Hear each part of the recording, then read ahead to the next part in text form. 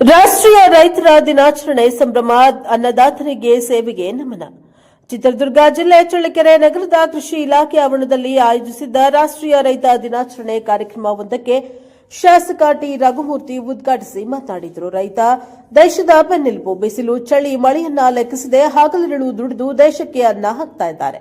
ಮಳೆಯನ್ನೇ ನಂಬಿ ದುಡಿದು ಜನತೆಗೆ ಆಹಾರ ಒದಗಿಸುವ ರೈತರ ಬದುಕು ಸದೃಢವಾಗಬೇಕಿದೆ. ಯಾವುದೇ ಸರ್ಕಾರವಿರಲಿ, ಸರ್ಕಾರದ ಯೋಜನೆಗಳನ್ನು ರೈತರಿಗೆ ಸಮರ್ಪಕವಾಗಿ ತಲುಪಿಸುವುದು ನಮ್ಮ ಕರ್ತವ್ಯ.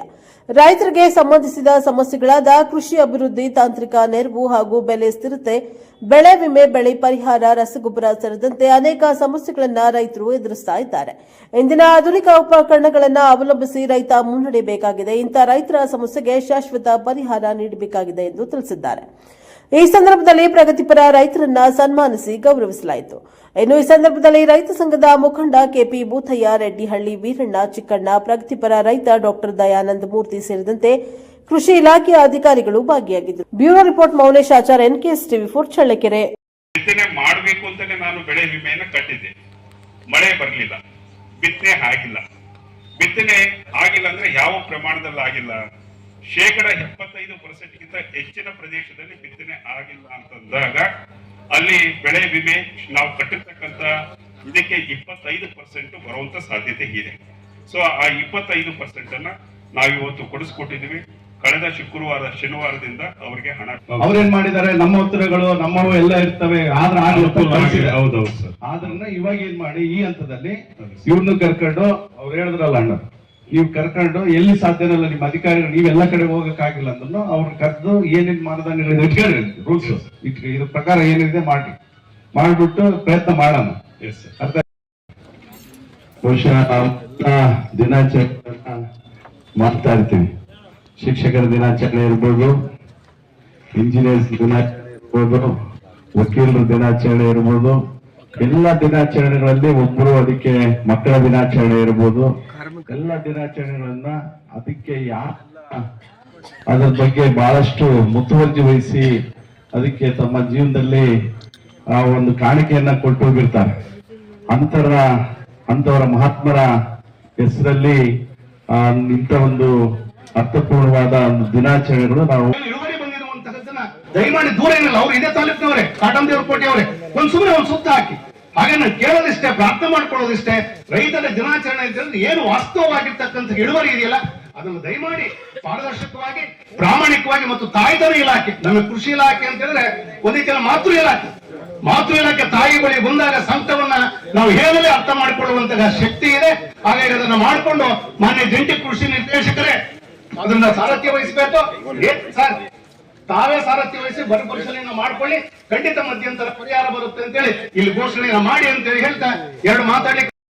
ಆ ಕೃಷಿ ಈ ಒಂದು ಪ್ರಕೃತಿಯ ಅರಿಯುವುದರ ಮೂಲಕ, ಪ್ರಕೃತಿಯ ಆರಾಧನೆ ಮಾಡುವುದರ ಮೂಲಕ, ಪ್ರಕೃತಿಗೆ ಅನುಗುಣವಾಗಿ ನಡೀತಕ್ಕಂಥದ್ರ ಮೂಲಕ ಬಂದಿರತಕ್ಕಂಥ ಜ್ಞಾನ ಇದು ನಮಗೆ ತಲತಲಾಂತರದಿಂದ, ನಾಗರಿಕತೆಯ ಇತಿಹಾಸದಿಂದ ಹಿಡಿದು ನಾವು ನೋಡಿದಾಗ ಬಹುಶಃ ಇಲ್ಲಿ ಸಾಂಪ್ರದಾಯಿಕವಾಗಿ ತಂದೆಯಿಂದ ಮಕ್ಕಳಿಗೆ, ಮಕ್ಕಳಿಂದ ಮೊಮ್ಮಕ್ಕಳಿಗೆ, ಮರಿಮಕ್ಕಳಿಗೆ ಹೀಗೆ ತಲತಲಾಂತರ ಅದು ಜ್ಞಾನ. ನಾನು ಒಬ್ಬ ರೈತ, ನಾನು ಸತತವಾಗಿ ನಾವು ಬರಗಾಲಕ್ಕೆ ತುತ್ತಾಗ್ತಕ್ಕಂಥದ್ದು. ನಮ್ಮ ಚಳ್ಳಕೆರೆ ಇದೆ, ಮೊಳಕಾಲ್ಮೂರು ಇದೆ, ಕನಿಷ್ಠ ಮಳೆ ಬೀಳ್ತಕ್ಕಂಥ ಪ್ರದೇಶದಲ್ಲಿ ನಾನು ಈ ಯೋಜನೆಯ ಪ್ರಯೋಜನ ಯಾವ ರೀತಿ ತಗೋಬೇಕು ಅಂತಕ್ಕಂಥದ್ದನ್ನ ನಮ್ಮ ಜನರಲ್ಲಿ ಒಂದು ಸ್ವಲ್ಪ ದಯವಿಟ್ಟು ಎಲ್ಲ ರೈತರು ಗಮನಿಸಬೇಕು.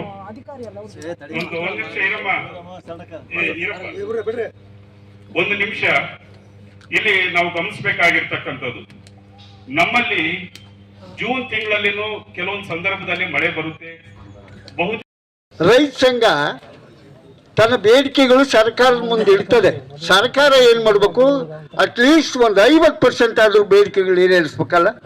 ವೇದಾವತಿ ಪ್ರವಾಹ, ಆಲಿಕಲ್ ಮಳೆ, ನಂತರ ಬಿರುಗಾಳಿ, ಸಾಕಷ್ಟು ಹಾನಿಯಾಯಿತು. 10 ಬೇಡಿಕೆಗಳು ಸರ್ಕಾರದ ಮುಂದಿದ್ದಾವೆ. ಸರ್ಕಾರ ಏನೊಂದು ಕ್ರಮ ತಗೊಳ್ತಾ ಇಲ್ಲ. ಜಿಲ್ಲಾಧಿಕಾರಿಗಳಿಗೆ ಹೇಳಿದ್ವಿ, ಮಾನ್ಯ ತಹಸೀಲ್ದಾರ್ಗೆ ಹೇಳಿದ್ವಿ. ಮುಂದಿನ ದಿನಗಳಲ್ಲಿ ನಾವು ಚಳುವಳಿ ಮಾಡೋದು ನಮಗೆ ಗೊತ್ತಿದೆ, ಜನ ಸೇರಿಸೋದು ನಮಗೆ ಗೊತ್ತಿದೆ. ಆದ್ದರಿಂದ ನಮ್ಮ ರೈತ ಸಂಘಗಳು, ಬಣಗಳ ಸಂಖ್ಯೆ ದಿನೇ ಜಾಸ್ತಿ ಆಗ್ತಾ ಇದೆ. ಅಖಂಡ ಕರ್ನಾಟಕ, ಹಸಿರು ಸೇನೆ, ಈಗೆಲ್ಲ ನಮ್ಮ ರೈತರ ಬೇಡಿಕೆಗಳಿಗೆ ನಾವು ನಮ್ಮ ಈಗ ಮಧ್ಯಂತರ ಪರಿಹಾರಕ್ಕೆ ಬೆಳೆ ಕಟಾವು ಅವಶ್ಯಕತೆ ಇಲ್ಲ ಅಂತ, ಅದಕ್ಕೆ ಉತ್ತರ ಹೇಳಿ ನೋಡೋಣ. ಅದಕ್ಕೆ ಕಣ್ರಿ ಹೇಳಿದ್ರು ಇಲ್ಲ ಅಂತ ನೀವೇನ್ ಮಾಡ್ತೀವಿ? ಮಧ್ಯಂತರ ಪರಿಹಾರಕ್ಕೆ ಏನ್ ಮಾನದಂಡಗಳಿದಾವೆ ಅದನ್ನ ನೀವು ಹೇಳ್ಬೇಕು. ಅದರಲ್ಲಿ ಬರ್ತದೆ ನಮಗೆ ಪ್ರಶ್ನೆ ಆಗ್ತದೆ. ಅಕಸ್ಮಾತ್ ಅವಶ್ಯಕತೆ ಇದ್ರೆ ಅವಶ್ಯಕತೆ ಇದ್ರೆ ಅವರು ಅದನ್ನ ಇದು ಸೀರಿಯಸ್ನೆಸ್ ಆಗ್ತದೆ, ಇಲ್ಲಾಂದ್ರೆ ಪ್ರತಿ ಸಾರಿನ ಏನಾದ್ರೂ ಫುಲ್ ಮಾಹಿತಿ ಕೊಡ್ಬೇಕು. ಏನೇನಾಗುತ್ತೆ ಅಂತಕ್ಕಂಥದ್ದು ನೀವು ಮೊಬೈಲ್ ಮೂಲಕ ನೀವು ಇದನ್ನ ನೋಡಬಹುದು. ಎರಡನೇದು, ಇದನ್ನ ಎಲ್ಲನೂ ಸಹ ನಾನು ಇವತ್ತು ಕಟ್ಟಿದ್ದೀನಿ, ಮಾರನೇ ದಿನನೇ ನನಗೆ ಬೆಳೆ ವಿಮೆ ಬರುತ್ತಾ ಅಂತ ಕೇಳ್ತಾರೆ. ಖಂಡಿತ ಬರೋದಿಲ್ಲ. ಅದು ಬೆಳೆ ಕಟಾವು ಪ್ರಯೋಗಗಳಾಗಬೇಕು. ಇವತ್ತು ನಾವು ಮುಂಗಾರಿಗೆ ಕಟ್ಟಿದ್ರೆ ಕನಿಷ್ಠ 8 ರಿಂದ 9 ತಿಂಗಳು ಬೇಕು. ಅಂದ್ರೆ ಫೆಬ್ರವರಿ ಮಾರ್ಚ್ ತಿಂಗಳಲ್ಲಿ ಇಲ್ಲಿ ಏನ್ ಮಾಡಿ, ನಾನು ನಿಮ್ಗೆ ಒಂದು ಹೇಳ್ತೀನಿ. ಇವತ್ತಿನ ಮಟ್ಟಿಗೆ ಸಾಲುಮಳೆ ಇವತ್ತೇನಾದ್ರೂ ಜಾರಿಗೆ ಬಂದಿದ್ರೆ ಇಡೀ ಭಾರತದ ರೈತ ಸುಭಿಕ್ಷವಾಗಿರ್ತದ, ಯಾವ ರೈತನು ಸಾಲಗಾರ ಆಗ್ತಿರಲ್ಲ, ನೆಮ್ಮದಿಯಾಗಿರ್ತದ ಅಂತ ಒಂದು ಪರಿಸ್ಥಿತಿ ಇತ್ತು. ಆದ್ರೆ ನಾವು ಕಾಣ್ತಕ್ಕಂಥ ಒಂದು ಕೆಲಸಗಳೇನಂತಂದ್ರೆ, ಇಡೀ ಚಳ್ಳಕೆರೆ ಇತಿಹಾಸದಲ್ಲಿ ಸ್ವತಂತ್ರ ಬಂದು 75 ವರ್ಷ ಆದ್ರೂ ಕೂಡ ಈ ಚಳ್ಳಕೆರೆ ಬದಲಾವಣೆ ಆಗೇ ಇಲ್ಲ. ಆಗುವಷ್ಟು ನೀವು ನಮ್ಗೆ ಕಳಿಸ್ಕೊಡಿ ಅಂತಾನು ಹೇಳಿರ್ತಕ್ಕಂಥದ್ದಿದೆ. ಬಹುಶಃ ನಾಳೆಗೂ ಅವ್ರು ಬರ್ತಾರೆ. ನಾವು ಚಳ್ಳಕೆರೆ ಒಂದು ಅವ್ರಿಗೆ ಅವ್ರ ಮೂಲಕ ಒಂದು ನಮ್ಮ ರೈತರಿಗೆ ಟ್ರೈನಿಂಗ್ ಅನ್ನ ಇಟ್ಕೋಬೇಕು ಅಂತ ಇದೀವಿ ಸರ್. ಅದ್ರ ಜೊತೆಗೆ ಪೋಮೋಗ್ರೆನೇಟ್ ಅನ್ನು ಸಹ, ದಾಳಿಂಬೆನ್ನು ವಾರದಲ್ಲಿ 2 ಕಂಟೈನರ್ ಅನ್ನ ಕೊಡಿ ಅಂತಾನು ಹೇಳಿರ್ತಕ್ಕಂಥದ್ದು. ಸುಮಾರು 58 ಟನ್ ವರೆಗೂ ಕೊಡಿ ಅಂತೇಳಿ. ಸೊ ಈ ರೀತಿ ನಿಮಗೆ ವ್ಯವಸ್ಥಿತವಾಗಿರ್ತಕ್ಕಂಥ ಉತ್ಪಾದನೆ ಹೇಗೆ ಮಾಡಬೇಕು, ಭೂಮಿಯ ಸಿದ್ಧತೆ ಹೇಗೆ ಮಾಡಬೇಕು, ಬೆಳೆ ನಿರ್ವಹಣೆ ಹೇಗೆ ಮಾಡಬೇಕು, ಎಲ್ಲಿ ಖರ್ಚನ್ನ ಕಡಿಮೆ ಮಾಡಬೇಕು, ಹಾಗೆ ಉತ್ಪಾದನೆಯನ್ನ ಜಾಸ್ತಿ ಮಾಡಬೇಕು, ಆದಾಯವನ್ನ ಜಾಸ್ತಿ ಮಾಡಬೇಕು. ಈ ನಿಟ್ಟಿನಲ್ಲಿ ನಾವು ಒಂದು ವ್ಯವಸ್ಥಿತವಾಗಿರ್ತಕ್ಕಂಥ ಒಂದು ಸಂಪರ್ಕ ಜಾಲವನ್ನ ನಿಮಗೆ ಕಲ್ಪಿಸಿಕೊಡ್ಬೇಕು ಅಂತಕ್ಕಂಥದ್ದನ್ನು ಸಹ ಇದೆ. ನಾಳೆಯಿಂದ ಅದನ್ನ ಪ್ರಾರಂಭ ಮಾಡ್ತಕ್ಕಂಥದ್ದನ್ನು ನಾವು ಮಾಡ್ತೇವೆ. ಯಾಕೆಂತಂದ್ರೆ ನಾವು ಕಳೆದ ಫೆಬ್ರವರಿಯಲ್ಲಿ ನಾವು ನಮ್ಮ ಅಧಿಕಾರಿಗಳು ಮಹಾರಾಷ್ಟ್ರಗೆ ಹೋಗಿದ್ವಿ. ಮಹಾರಾಷ್ಟ್ರಕ್ಕೆ ಹೋದಂತ ಸಂದರ್ಭದಲ್ಲಿ ಅಲ್ಲಿನೂ ಇದೇ ನಮ್ಮಲ್ಲಿರ್ತಕ್ಕಂಥ ವಾತಾವರಣನೇ, ಅಲ್ಲಿ ಸ್ವಲ್ಪ ನೀರ್ ಇರ್ತಕ್ಕಂಥದ್ದಿದೆ. ಇವತ್ತು ನಮ್ಮ ಶಾಸಕರು ನಮ್ಮ ತಾಲೂಕಿನಲ್ಲಿ ನೀರನ್ನು ಸಹ